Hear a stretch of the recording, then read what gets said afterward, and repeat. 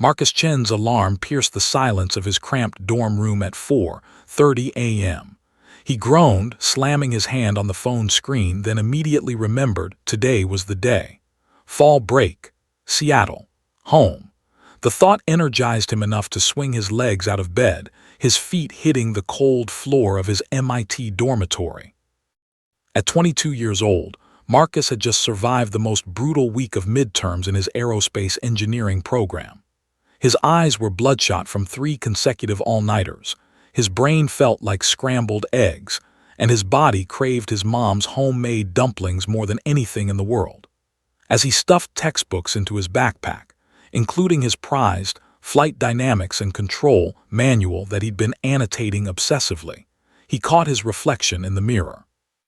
Dark circles, messy black hair, MIT hoodie that hadn't been washed in a week. His roommate Jake called from the other side of the room. "Dude, you look like death." "Feel like it too," Marcus replied, zipping his bag. "But I'll sleep on the plane." "Lucky bastard. Say hi to Seattle for me," Jake mumbled, rolling over. The Uber to Boston Logan Airport arrived at 5:47 a.m. Marcus watched the city lights blur past, his mind already drifting toward home. He'd grown up in Seattle, the son of Chinese immigrants who ran a small restaurant in the International District. His father had been skeptical when Marcus announced he wanted to study aerospace engineering. "You want to build planes. Why not something practical like computers?" But his mother had quietly supported his dreams. Now, halfway through his senior year, Marcus was on track to graduate with honors and had already received interest from Boeing and SpaceX.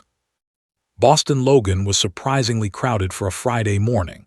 Marcus navigated through security, grabbed a mediocre coffee that cost $8 and made his way to Gate B7. Flight 2847 to Seattle-Tacoma International Airport. Departure, 7:15 a.m. Arrival, 10:30 a.m. Pacific Time. 6 hours of blessed unconsciousness if he was lucky. As he waited to board, Marcus couldn't help but study the Boeing 737 through the gate window. Even exhausted, his engineering mind automatically cataloged details. The winglets designed to reduce drag, the CFM56 engines, the aerodynamic profile he'd studied in countless textbooks and simulations. He'd spent over 200 hours in MIT's Flight Simulator Lab, practically living there during his sophomore year. His advisor, Professor Richardson, often joked that Marcus knew more about aircraft systems than some actual pilots. But it was all theoretical, all academic. Marcus had never actually touched real flight controls, never felt the weight of a real aircraft responding to his commands. "Now boarding Group 3, the gate agent announced. Marcus shuffled forward with the crowd, boarding pass in hand. "Seat 14C," he grimaced, "middle seat." The universe's way of reminding him he'd booked last minute to save money.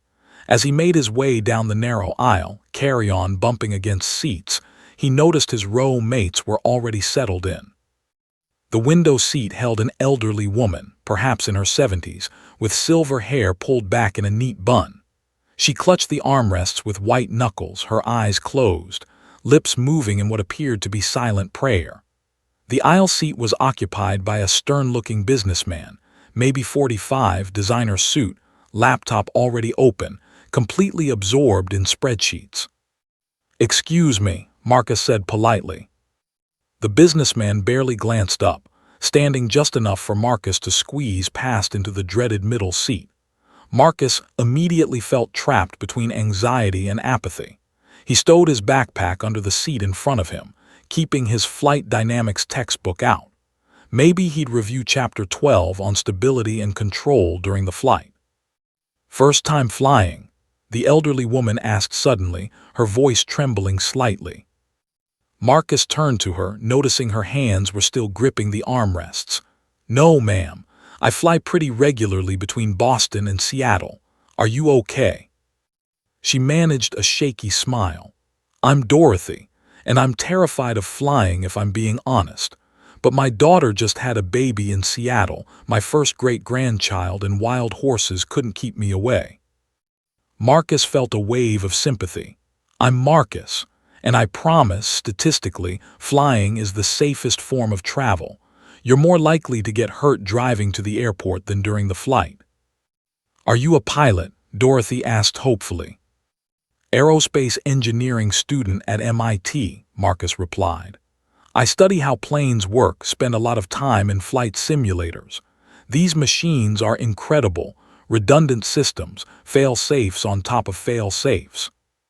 Dorothy's grip on the armrests loosened slightly. That's actually comforting. Thank you, Marcus. The flight attendants began their safety demonstration. Marcus had seen it hundreds of times but watched anyway, his engineering brain nodding the emergency exits, the oxygen masks, the flotation devices. The lead flight attendant, a woman in her 30s with kind eyes and auburn hair pulled back in a professional bun, made eye contact with him and smiled as she demonstrated the life vest. Her name tag read Jessica. The captain's voice crackled over the intercom. Good morning, folks. This is Captain Michael Rodriguez. Beautiful day for flying. We've got clear skies most of the way to Seattle, smooth ride expected. Should have you on the ground right on schedule. Sit back, relax, and enjoy the flight. The engines roared to life. Marcus felt the familiar vibration through his seat, the precise, calculated power of the CFM56 turbofans generating thrust. The plane taxied toward the runway, and Dorothy's grip tightened again. Marcus gave her an encouraging nod. Here we go, he said softly. The 737 accelerated down the runway, and Marcus felt the exact moment the wings generated enough lift to overcome gravity. The nose lifted. The wheels left the ground. Boston fell away beneath them as they climbed through scattered clouds into the brilliant blue morning sky. Marcus leaned back, closed his eyes, and let exhaustion wash over him. His flight dynamics textbook lay forgotten in his lap. In a few hours, he'd be home, eating his mother's dumplings, sleeping in his own bed. He had no idea that within 2 hours, everything he'd ever learned about flight would be put to the ultimate test, and that his textbook knowledge would be all that stood between 147 people and certain death. For now, though, Flight 2847 hummed peacefully through the sky, just another routine morning departure, carrying passengers toward their destinations and their destinies. Marcus had been dozing for nearly an hour when the first strange sensation woke him. It was subtle, so subtle that most passengers didn't notice. The plane's nose dipped slightly, just a fraction of a degree, then corrected itself. His eyes snapped open, his engineering instincts immediately alert. He glanced at Dorothy, who was peacefully reading a paperback romance novel. The businessman beside him continued typing, completely oblivious. Marcus told himself he was being paranoid. He'd been studying aircraft stability systems for years. He knew that minor corrections were normal. Autopilot systems made thousands of tiny adjustments during every flight, but something felt off. The plane dipped again, more noticeably this time. A few passengers looked up from their phones and tablets. The flight attendants continued their beverage service, seemingly unconcerned. Jessica pushed the cart down the aisle, that same warm smile on her face. Coffee, tea, or soft drink? She asked when she reached their row. Coffee, please, Marcus said, still unable to shake the uneasy feeling in his gut. As Jessica poured, the plane shuddered, not a dip this time, but a distinct vibration that ran through the entire airframe. Coffee sloshed over the rim of the cup, splashing onto the cart. Jessica's smile faltered for just a second. Little bumpy today, she said with practiced cheerfulness, handing Marcus a napkin along with his coffee. But Marcus saw it in her eyes, uncertainty. She felt it too. He took a sip of the lukewarm coffee, his mind racing through possibilities. Turbulence. No, the sky outside was clear blue, not a cloud in sight. Control surface malfunction. Engine trouble. His fingers itched to pull out his textbook, to review the chapters on flight anomalies, but that seemed ridiculous. He wasn't actually flying the plane. The businessman finally looked up from his laptop, his expression annoyed. This airline getting cheaper with their pilots or what? Marcus didn't respond. He was staring out Dorothy's window, watching the wings. In his simulator training, Professor Richardson had taught him to observe the ailerons, the flaps, the subtle movements that indicated how a plane was compensating for disturbances. What he saw now made his blood run cold. The ailerons were moving erratically, making corrections that seemed random, desperate. Then it happened. The plane dropped. Not a gentle dip, a violent, stomach-lurching plunge that felt like the bottom had fallen out of the sky. Screams erupted throughout the cabin. The beverage cart crashed into a row of seats, sending cups, cans, and bottles flying.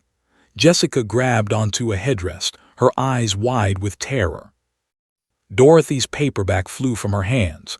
She clutched Marcus's arm, her fingernails digging into his skin.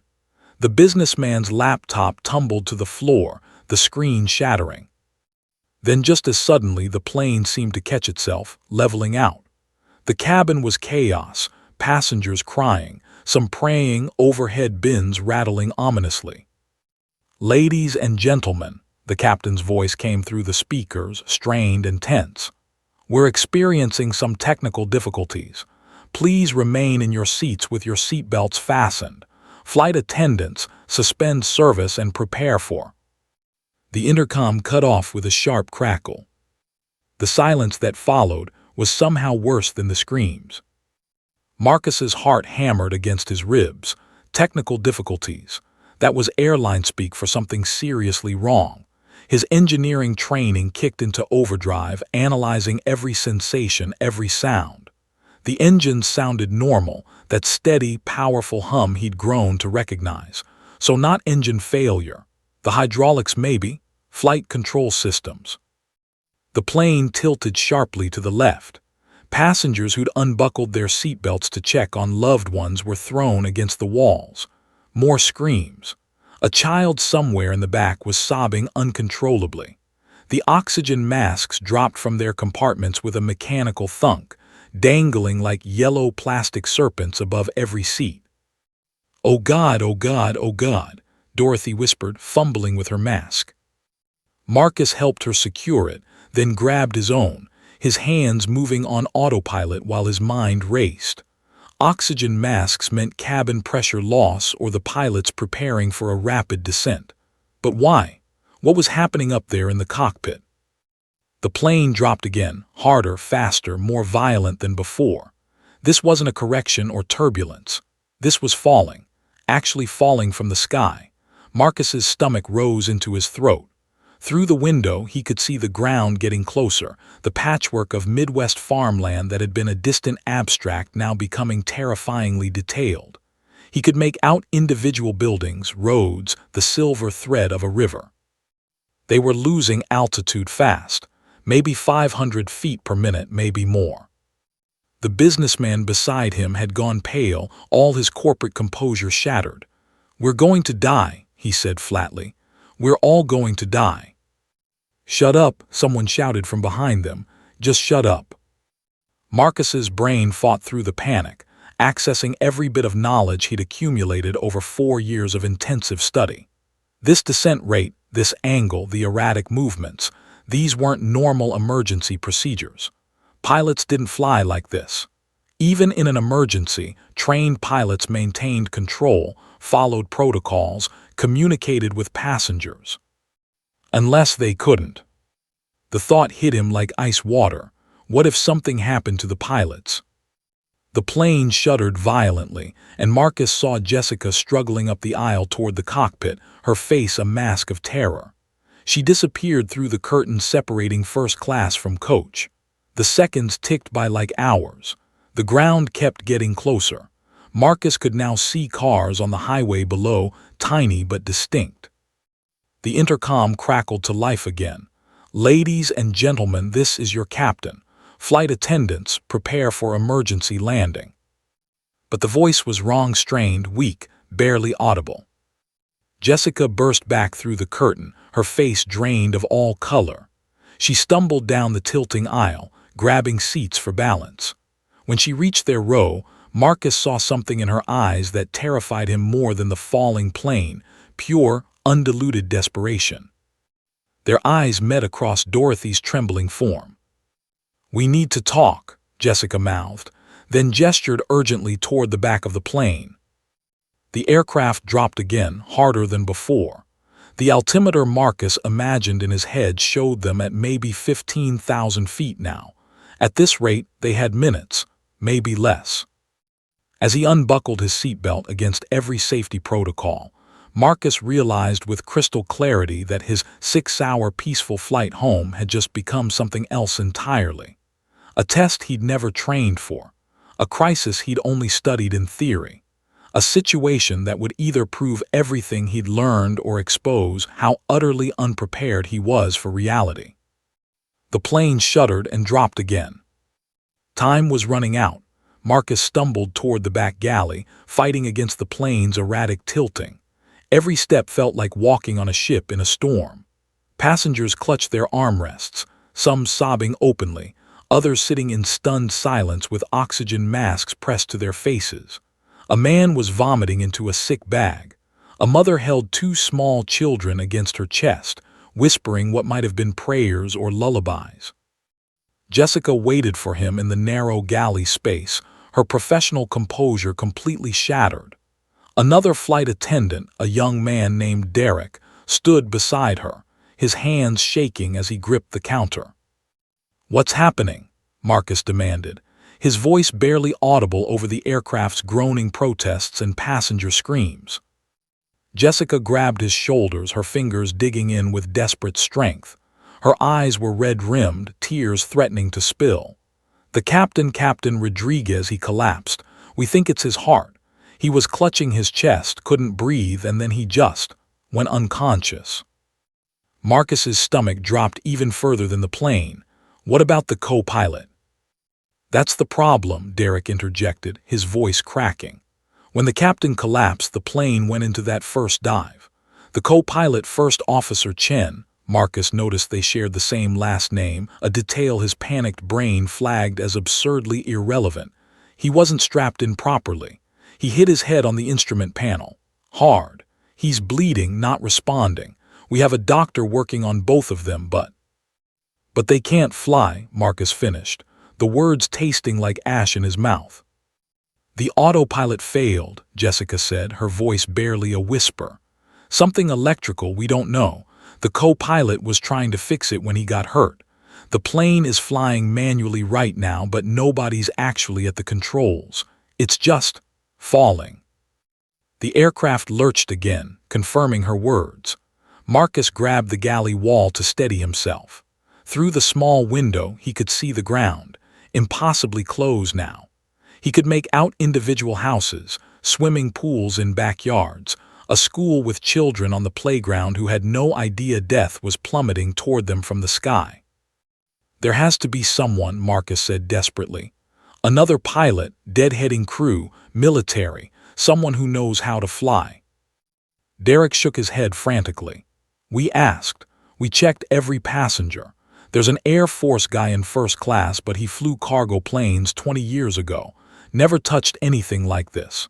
We have a private pilot in row 23, but she has a single-engine Cessna license.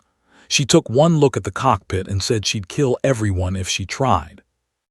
"How long?" Marcus asked, though he didn't want to know the answer.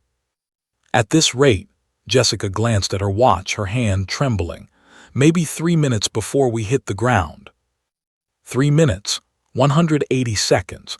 Marcus's mind raced through the math. They were probably at 12,000 feet, descending at what felt like 4,000 feet per minute. Even if he could slow that descent, even if he could somehow level the plane, what then? He'd never actually flown anything. Simulators weren't real. Textbook knowledge wasn't experience. He was a student, not a pilot. "Why are you telling me this?" Marcus asked, though part of him already knew. Jessica's tears finally spilled over. "Because Derek said you were studying the plane during boarding. Because you told Dorothy you were an aerospace engineering student. Because you mentioned simulators." She grabbed both his hands now, her grip almost painful. "Because we have 147 people on this plane, Marcus. 147 people, including 3 Bobbies, a little girl celebrating her 7th birthday, an elderly couple married for 52 years. And right now, you're the only person on this aircraft who has any idea how planes work. I've never actually flown, Marcus protested, his voice rising. I've studied the theory, yes. I've done simulator hours, sure. But that's not real, Jessica. That's a video game compared to this. I know, she said softly. Believe me, I know, but it's you or nobody. And nobody means everyone dies. You, me, Derek, Dorothy, that businessman who was sitting next to you, all these passengers. We die in 3 minutes. The plane dropped again, more violently than before. Someone screamed, a raw, primal sound of pure terror. Marcus could feel gravity losing its grip, that sensation of weightlessness that meant they were in free fall. His mind spiraled through every lesson, every lecture, every hour in the simulator. Professor Richardson's voice echoed in his memory. Understanding the principles is one thing, Marcus, but flying, real flying, that's instinct, experience, split-second decisions that no textbook can teach. Marcus looked at Jessica's desperate face, at Derek's terror, through the galley door at the sea of passengers who had no idea their fate hung on a 22-year-old student's decision. I could make it worse, he said quietly. I could panic, overcorrect, put us into a spin. I could kill everyone faster. Or you could save us, Jessica whispered. You're a genius, Marcus. MIT Aerospace Engineering. You know these systems better than anyone else on this plane, if there's even a 1% chance. That's not how probability works in aviation, Marcus interrupted, but his words lacked conviction. The truth was, Jessica was right. 1% was better than 0, and 0 was what they had without him. Marcus thought of his parents, probably still asleep in Seattle, who would wake up to news that their son died in a plane crash. He thought of his roommate Jake, of Professor Richardson, of all the dreams he'd had about designing aircraft, improving safety systems, making flying even safer than it already was. The cosmic irony wasn't lost on him. He'd spent 4 years learning how planes stay in the sky, and now he'd die because one couldn't. Unless he tried. The plane shuddered violently, and somewhere in the cabin someone started singing Amazing Grace. Other voices joined in, wavering and terrified but defiant. Marcus recognized the psychology, humans facing death, seeking comfort in familiar rituals. In 3 minutes, those voices would be silenced forever. Unless he tried. Take me to the cockpit, Marcus heard himself say, his voice sounding strange and distant, as if someone else was speaking through him. Now. Jessica's expression transformed from desperation to something like hope, fragile and terrifying but real. You can do this. I have no idea, Marcus admitted, but I'm going to try. Derek grabbed a portable oxygen bottle and mask. Jessica steadied herself against the tilting floor. Marcus took one last look at the passenger cabin, at Dorothy's frightened face peering around her seat, at the businessman who'd called him lucky just hours ago, at all the people whose lives now depended on textbook knowledge and simulator hours. Let's go, he said. They moved toward the cockpit, fighting against the plane's descent. Every second counted. Every second brought them closer to the ground. Marcus's hands were already shaking, his heart pounding so hard he thought it might break through his chest. Behind him, the singing continued, growing stronger. I once was lost, but now am found. Marcus pushed through the cockpit door, and his breath caught in his throat. This was real, this was happening, and there was no turning back. The cockpit was a nightmare of flashing lights and screaming alarms. Marcus froze in the doorway, his brain struggling to process the chaos before him. Captain Rodriguez slumped in the left seat, his face gray and covered in sweat, a doctor passenger performing chest compressions with mechanical precision. The co-pilot hung limply against his harness in the right seat, blood streaming from a gash on his forehead, his eyes closed. The instrument panel blazed with red and amber warnings. A constellation of disasters that made Marcus's simulator experience seem like a child's toy. The plane lurched violently to the right, and Marcus grabbed the doorframe to keep from falling. Through the windscreen, he could see the world tilted at an impossible angle, sky, ground, everything spinning in a way that made his stomach heave. "How long has he been doing compressions?" Jessica asked the doctor, a middle-aged woman with steady hands despite the chaos. 3 minutes. He's got a pulse, but it's weak. He needs a hospital, not a cockpit, the doctor replied without stopping her rhythm. "And this one," she gestured to the co-pilot with her head, "possible skull fracture, definitely concussion. Neither of them can help you." Marcus stood paralyzed, staring at the empty captain's seat that suddenly looked like an electric chair. Every switch, every dial, every screen was both familiar and completely alien. He'd studied these systems for years, had memorized the layout of a 737 cockpit until he could draw it from memory. But seeing it in person, with alarms shrieking and the ground rushing up to meet them, was utterly different. "Marcus," Jessica's voice cut through his paralysis, "we need you in that seat, now." He forced his legs to move, each step feeling like walking through concrete. Derek and the doctor carefully lifted Captain Rodriguez out of the seat, laying him on the cockpit floor where the doctor continued compressions. Marcus slid into the warm captain's seat, and the reality of the situation crashed over him like a tsunami. His hands found the yoke automatically, the control column that governed the plane's pitch and roll. It was shaking, vibrating with the aircraft's distress. Through his palms, Marcus could feel the massive machine struggling, fighting, dying. The leather was worn smooth from thousands of hours of use by actual pilots, people who knew what they were doing. "Unlike him." "Altimeter," Marcus whispered, his eyes scanning the instruments. 10,800 feet. Even as he said it, the number decreased. 10600, 10,400, 10,200. They were falling at nearly 4,000 feet per minute. At this rate, they had less than 3 minutes before impact. Marcus's hands tightened on the yoke, and he felt the plane respond, barely, sluggishly, like trying to steer a ship through molasses. "Radio," he said, his voice cracking. "I need to contact someone, air traffic control, anyone." Derek leaned over, his hands shaking as he pointed to the communications panel. "This one, this frequency, Kansas City Center." Marcus grabbed the radio handset, his thumb finding the transmit button. For a moment, his mind went blank. What were you supposed to say? Then his training kicked in, the hours of listening to pilot communications in the simulator lab. "Kansas City Center, this is United Flight 2847. We have an emergency. Mayday, mayday, mayday." Static, then a voice, professional and controlled. "Flight 2847, Kansas City Center, go ahead with your emergency." "This is," Marcus paused, realizing how insane this was going to sound.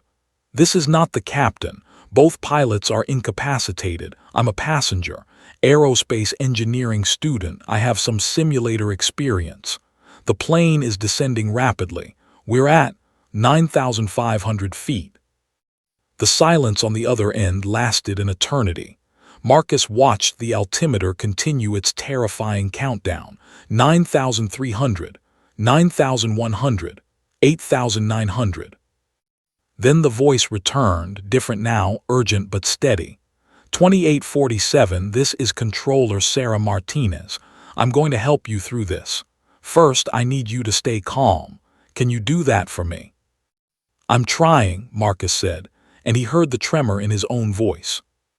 Good, that's good. Now, Marcus, is it Marcus? Yes, ma'am. Marcus, I need you to look at the throttle levers.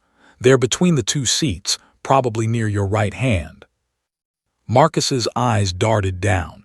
He saw them, 4 levers, though only 2 were active for a twin-engine 737. They were currently in a mid-position, neither full power nor idle. I see them. I want you to gently, and I mean gently, push them forward. We need to get your engines to full power to arrest this descent, but do it smoothly. No sudden movements. Marcus's right hand left the yoke and found the throttle levers. They were cool to the touch, solid, real. He wrapped his fingers around them and pushed forward, feeling the resistance. The engine sound changed immediately, rising from a steady hum to a powerful roar. The vibration through the airframe increased. "Throttle's advancing," Marcus reported, his voice steadier now. Having someone talk him through this, having a plan, made the impossible seem slightly less so. "Good, now the yoke in front of you, pull back gently. We need to raise the nose. Your airspeed is too high for this descent angle. Easy does it." Marcus gripped the yoke with both hands and pulled back. The nose began to rise, slowly, fighting him. He could feel the aerodynamic forces resisting the change, the plane's momentum wanting to continue its death plunge. "That's it," Sarah's voice encouraged. "You're doing great. Watch your attitude indicator, the artificial horizon. See it." Marcus found the instrument, a sphere showing a miniature airplane against a blue sky and brown ground. Right now, the miniature plane was tilted sickeningly downward. As he pulled back on the yoke, the little airplane began to level out. 8,200 feet, 8,000 feet, 7,800. The descent was slowing, but they were still falling. "I need more," Marcus said urgently. "We're still descending." "Check your trim wheel," Sarah instructed.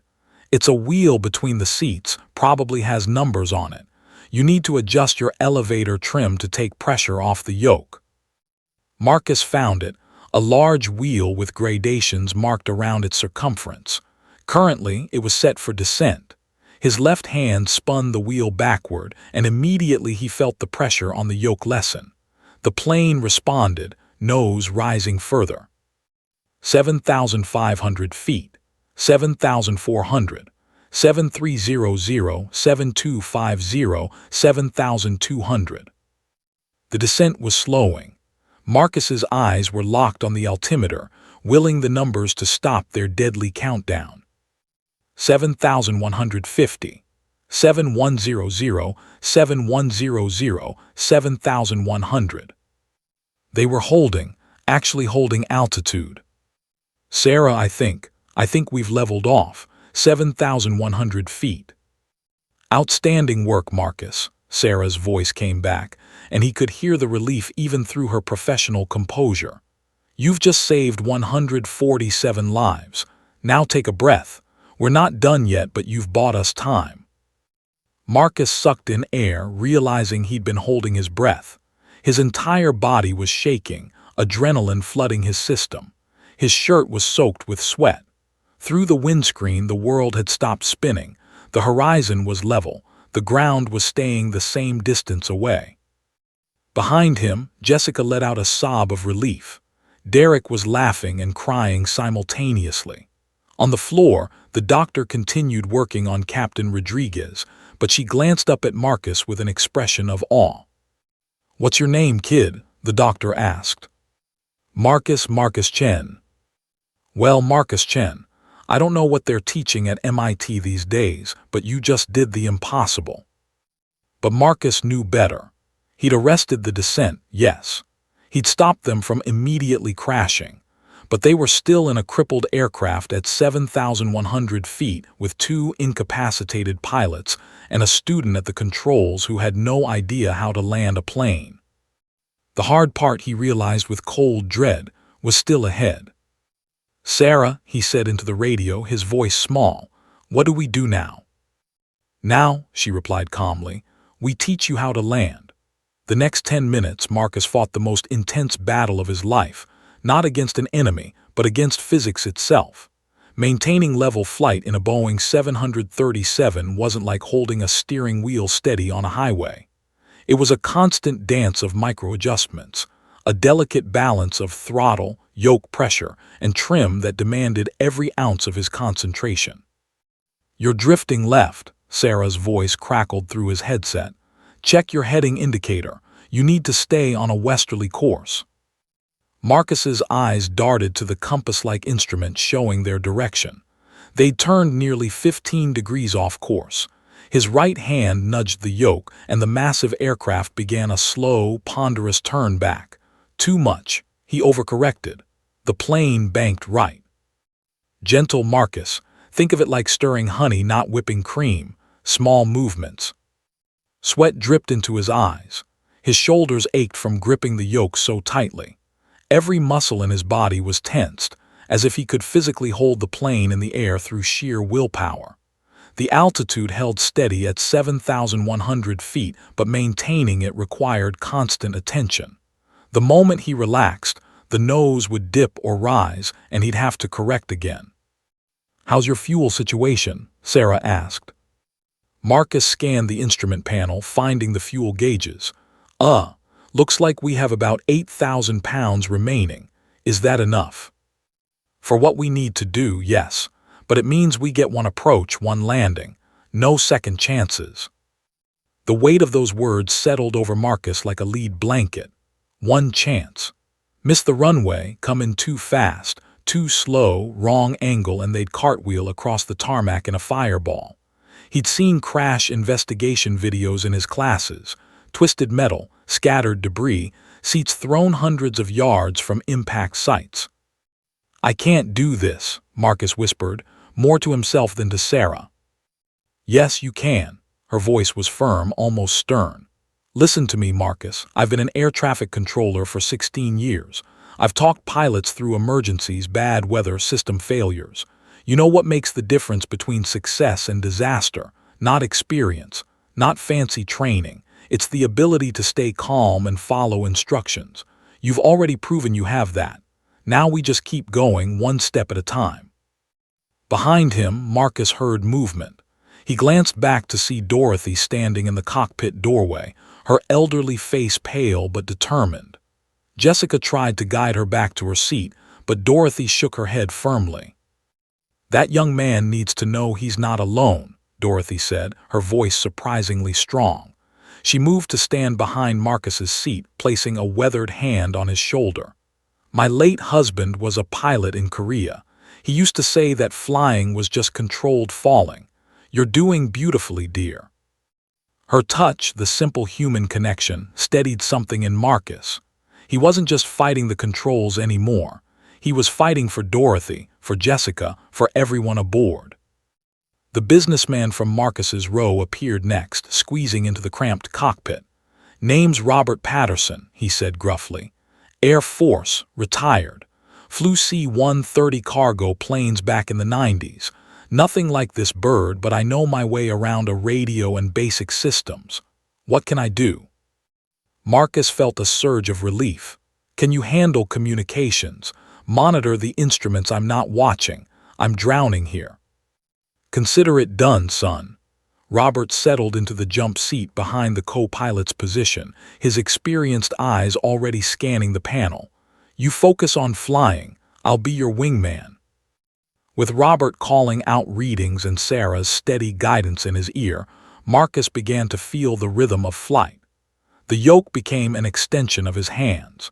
He learned to anticipate the plane's movements, to feel the subtle shifts in airflow and trim that signaled needed corrections.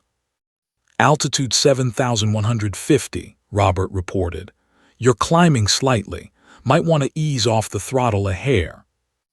Marcus made the adjustment and the altimeter steadied.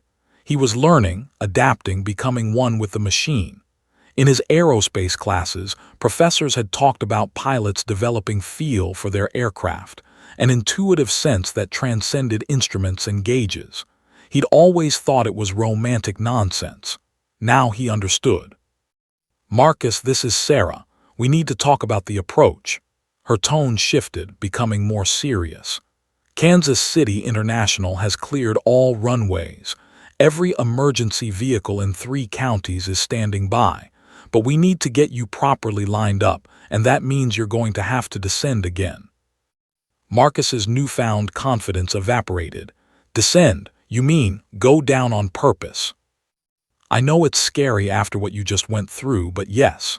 We can't land from 7,000 feet.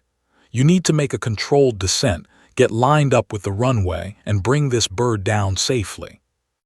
"Define controlled," Marcus said, his mouth dry. "I'm going to vector you toward the airport. It's about 40 miles from your current position. We'll start a gradual descent, maybe 500 feet per minute instead of the 4,000 you were doing before. Nice and easy. Think you can handle that?" Marcus looked at the windscreen, at the endless blue sky and the patchwork earth below. 40 miles to the airport, one runway, one chance. His mind ran through the calculations: descent rate, distance, airspeed, wind correction. This was the practical application of every equation he'd memorized, every graph he'd studied, every simulation he'd run. "What's my target altitude when we reach the airport?" he asked. "Pattern altitude is 1,500 feet, but we're going to keep you a bit higher, say 2,500 feet, until we have you lined up perfectly. And then I'll talk you through the landing approach, step by step. We'll do this together, Marcus." Robert leaned forward from his seat. "Kid, I flew through sandstorms in Iraq with instruments failing and enemy fire coming up at us. You've got clear skis, a working aircraft, and the best controller in Kansas talking you down. You've got this." Dorothy squeezed his shoulder again. "You saved us once already, Marcus. You can do it again." Through the open cockpit door, Marcus could hear the passenger cabin. The panic had subsided, replaced by an eerie calm. People were praying quietly, holding hands across aisles, recording goodbye messages on their phones. A little girl's voice floated forward. "Mommy, is the nice boy going to land us safe?" "Yes, sweetheart," her mother replied. "The nice boy is going to land us safe." Marcus closed his eyes for just a moment, gathering himself. When he opened them, his vision was clear, his hands steady. "Sarah, I'm ready. Tell me what to do." "Okay, Marcus. First, I need you to turn right to a heading of 280 degrees. That'll point you toward Kansas City. Make it a gentle turn, no more than 15 degrees of bank." Marcus applied right pressure to the yoke, watching the heading indicator swing slowly around. The city appeared in the distance through the haze, a cluster of buildings and the unmistakable layout of a major airport. "Heading 280, he confirmed. "Beautiful. Now, let's talk about bringing this bird home." Outside, the sun was climbing higher in the morning sky, glinting off the wing surfaces. Inside the cockpit, a 22-year-old student prepared to attempt something that would have been impossible just hours ago. The ground that had been rushing up to kill them was now their destination, their salvation, if Marcus could master the most dangerous part of flight. Landing. The word hung in his mind like a prayer and a curse. Professors always said that takeoffs were optional, but landings were mandatory. Marcus was about to test that maxim in the most dramatic way possible. His education had prepared him for this moment. The question was, would it be enough? Kansas City International Airport sprawled across the landscape ahead, a geometric pattern of runways and taxiways that looked deceptively simple from the air. Marcus knew better. What appeared as clean lines from 10,000 feet would transform into a terrifying gauntlet once he began his descent. Flight 2847, Kansas City Tower. A new voice came through Marcus's headset, deeper, more authoritative than Sarah's. "This is Tower Supervisor Ken Morrison. Sarah's still with you, but I'll be coordinating the final approach. We've got every piece of equipment standing by. Fire trucks, ambulances, foam trucks. You're not alone up there." Marcus appreciated the reassurance, but it also hammered home the reality. They were expecting a disaster. "Marcus, this is Sarah. Ken and I are going to tag team this. I want you to start your descent now. Pull your throttles back slowly, and I mean slowly, until your vertical speed indicator shows negative 500 feet per minute." Marcus's left hand found the throttle levers. His palm was slick with sweat. He eased them back, and the engine note dropped from a roar to a steady rumble. The nose wanted to drop immediately, and Marcus had to adjust the yoke to keep it level. Vertical speed -600, Robert called out from behind him. Little steep, kid. Marcus added a touch of throttle. -500 now. Perfect, Sarah confirmed. Maintain that rate. We're going to bring you down to 2,500 feet and set you up for runway 1 left. It's the longest runway we have, 10,800 feet. You could land a 747 on it. A 737 is going to feel like parking a Honda Civic in a football field. The comparison helped. Marcus focused on the instruments, on maintaining that steady 500 foot per minute descent. Through the windscreen, the airport was growing larger, more defined. He could see the control tower now, a tall structure with windows glinting in the sunlight. Altitude 9,500, Robert reported. Descent rate stable, airspeed 240 knots. Marcus, you're going to need to slow down, Ken Morrison's voice cut in. Your approach speed should be around 140 knots. That means we need to get your landing gear down and deploy your flaps. These will increase drag and slow you down. Landing gear. Flaps. Marcus's eyes swept the center console, searching for the controls. His textbook knowledge collided with reality. He knew what these systems did, understood the aerodynamics, but finding the actual switches in this moment felt overwhelming. Robert, help me, Marcus said urgently. Where are the landing gear controls? Robert leaned forward, his finger pointing to a large lever with a wheel symbol. Right there. Big lever, can't miss it. Pull it down until you hear 3 thumps. That's your nose gear and both mains locking into position. Marcus grabbed the lever and pulled. Immediately, he heard a mechanical whine, felt the airframe shudder, and then thump, thump, thump. 3 distinct jolts that confirmed the wheels were down. 3 green lights, Robert announced, pointing to indicators on the panel. Gear down and locked, nice. Altitude 7,000, Dorothy called out, having appointed herself as a backup altimeter reader. Her voice was shaky but determined. You're doing wonderfully, Marcus. Flaps next, Sarah instructed. There should be a flap lever near the throttles. I want you to set flaps to 5 degrees. Just move the lever to the first notch. Marcus found the flap lever, a slender handle with degree markings. He moved it to the first position. The plane shuddered as the wing surfaces extended, and he felt the immediate drag effect. The nose wanted to pitch down, and he had to pull back on the yoke to compensate. Airspeed dropping through 220, Robert reported. 180-170, steady at 165. Altitude 5,000 feet, Dorothy added. The airport dominated the view now. Marcus could see fire trucks positioned along the runway, their red and white bodies like toy vehicles from this height. Beyond the airport, Kansas City's downtown skyline rose in the distance. Somewhere down there, people were going about their Friday morning, drinking coffee, sitting in meetings, completely unaware that a student was attempting to land a commercial airliner. Marcus, I need you to turn left to heading 250, Ken instructed. This will line you up with the runway. Make it a gentle turn, 15 degrees of bank, no more. Marcus applied left pressure to the yoke. The world tilted as the plane banked, and through Dorothy's side window he could see the ground seemingly rushing up at them. His stomach lurched, but he maintained the turn, watching the heading indicator swing around. Heading 250, he confirmed, rolling the wings level. Altitude 3,500 feet, Dorothy called. You're doing great, Sarah's voice was warm, encouraging. Now we need to talk about the final approach. At 2,500 feet, you're going to add more flaps, take it to 15 degrees. This will slow you down more and steepen your descent angle. Your target approach speed is 140 knots. Marcus's hands were cramping from gripping the yoke so tightly, but he didn't dare relax.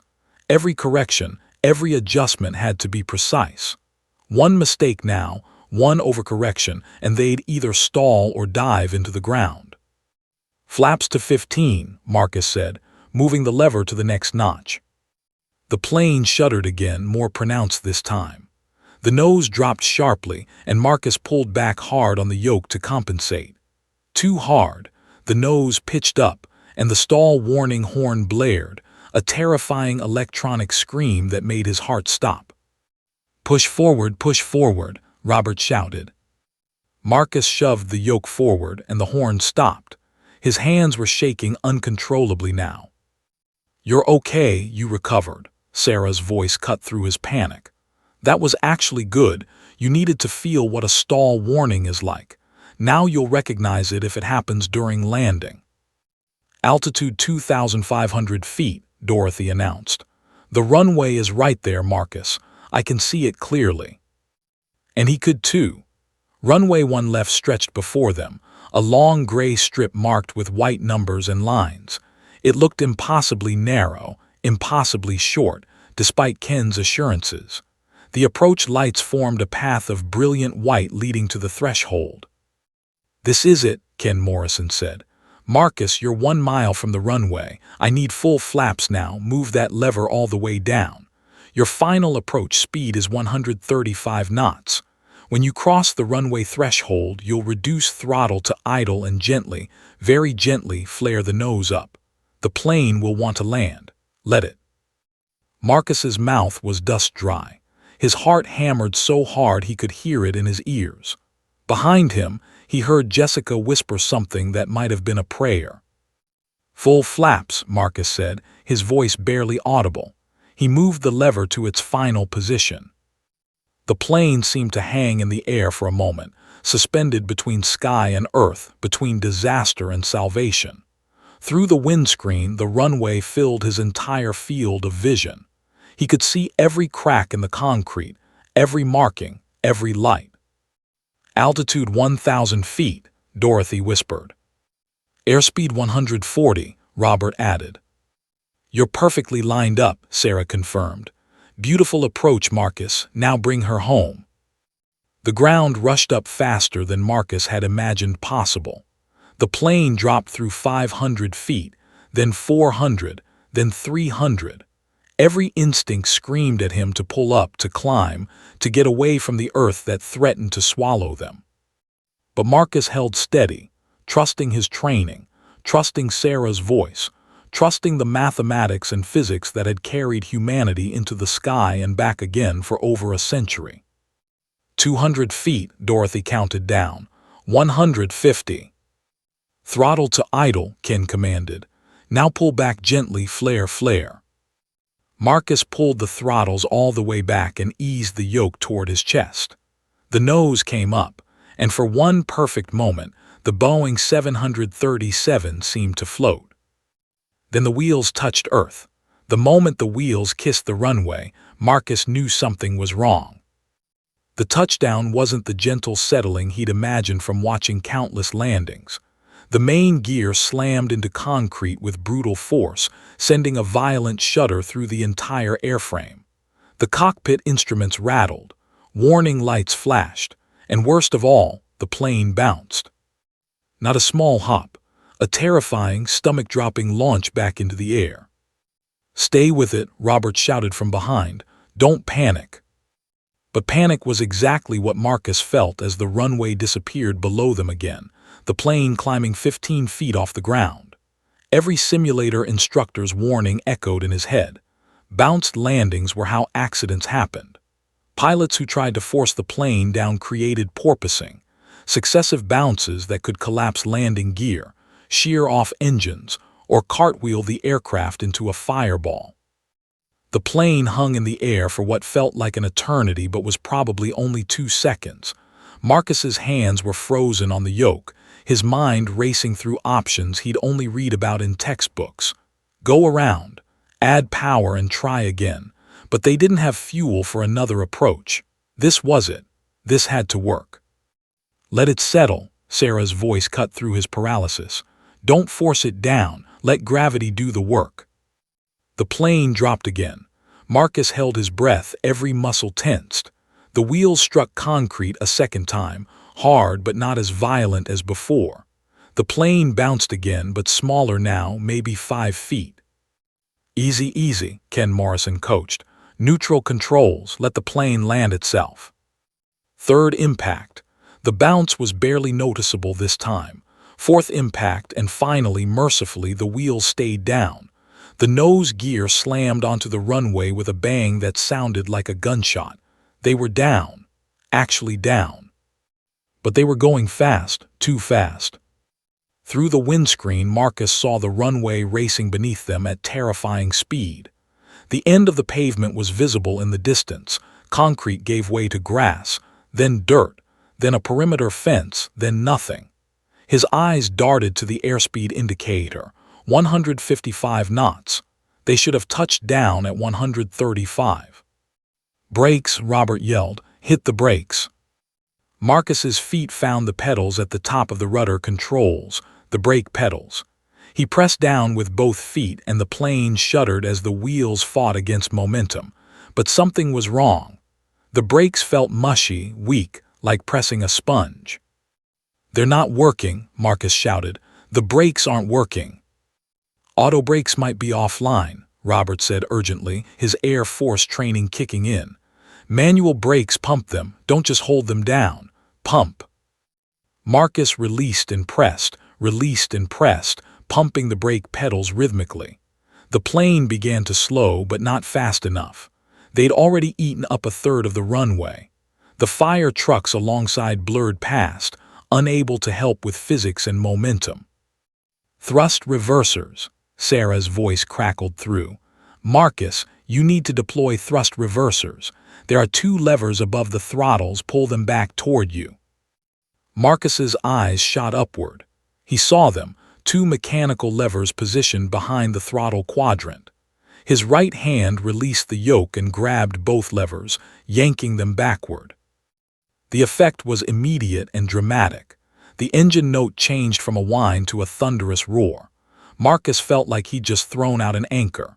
The deceleration pressed him forward against his harness so hard it cut into his shoulders.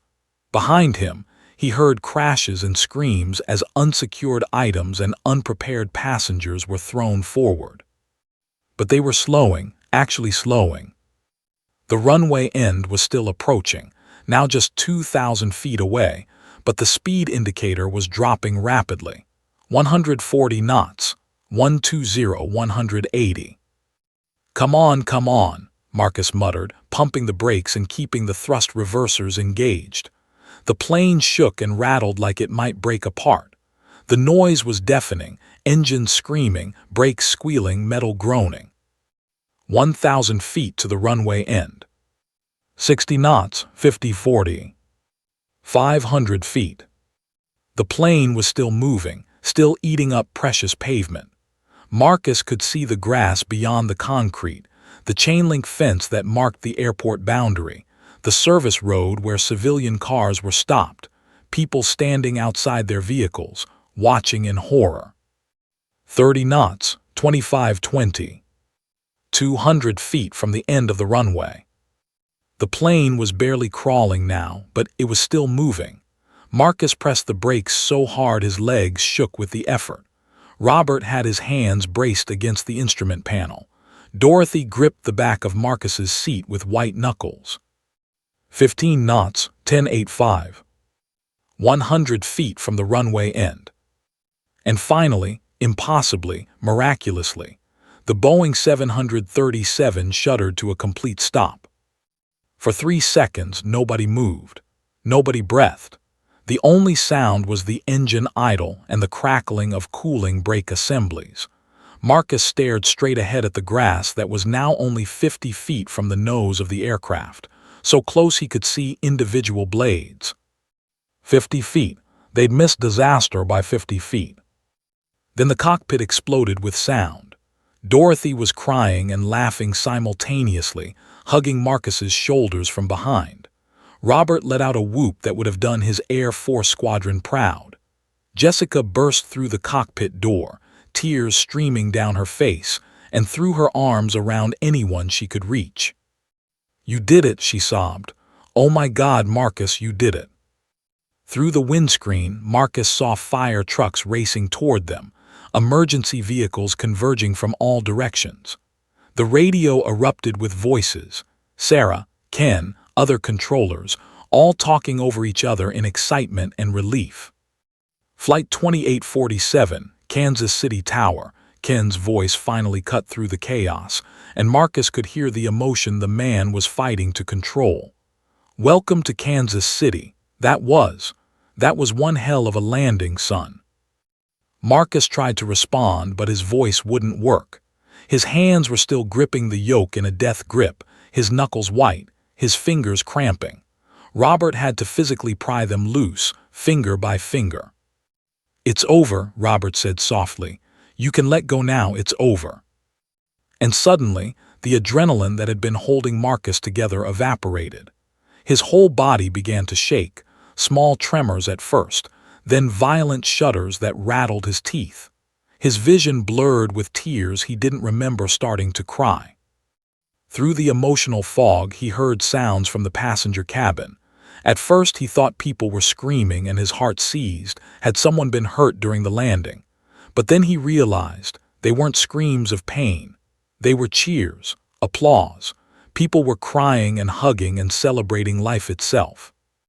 Someone started singing, that same voice that had sung Amazing Grace during the descent. Others joined in, a swelling chorus of relief and joy and gratitude that echoed through the entire aircraft. Derek appeared in the cockpit doorway, his face transformed by the biggest smile Marcus had ever seen. "The passengers want to see you," he said. "They want to meet the person who saved them." Marcus tried to stand but found his legs wouldn't support him.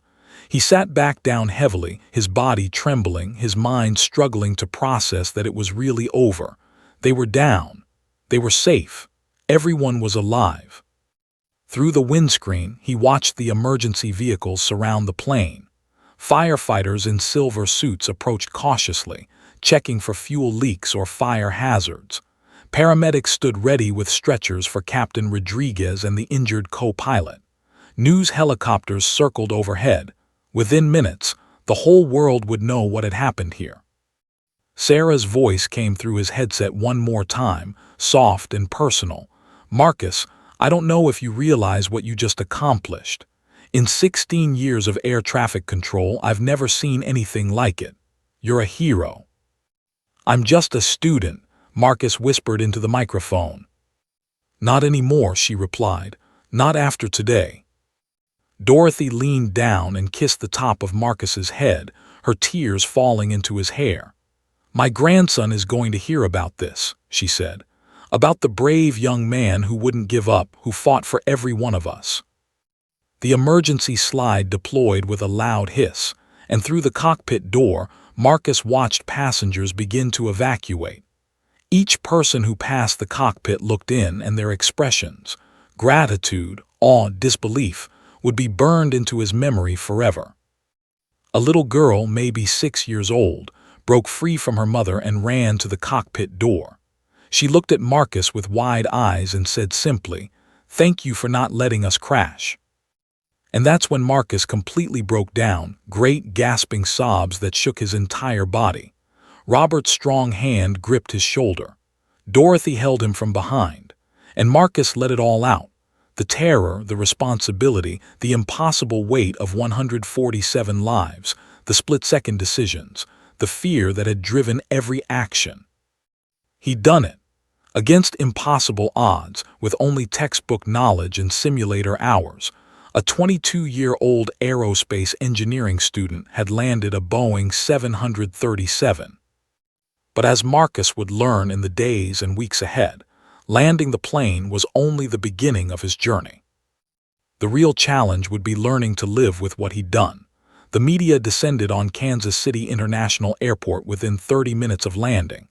By the time paramedics helped Marcus down the emergency slide, his legs still too shaky to support him, news helicopters filled the sky like circling vultures. His phone, recovered from his backpack, showed 247 missed calls.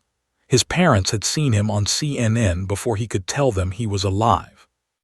Marcus sat on the tarmac wrapped in a thermal blanket while EMTs checked his vital signs.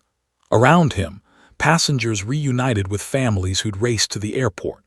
Children cried in their parents' arms. Couples held each other like they'd never let go. Dorothy stood nearby giving an interview to a local news crew, gesturing animatedly as she described the brilliant young man who saved us all. Marcus Chen, a woman in an FAA jacket, approached, flanked by two men in suits. "I'm Senior Investigator Patricia Walsh.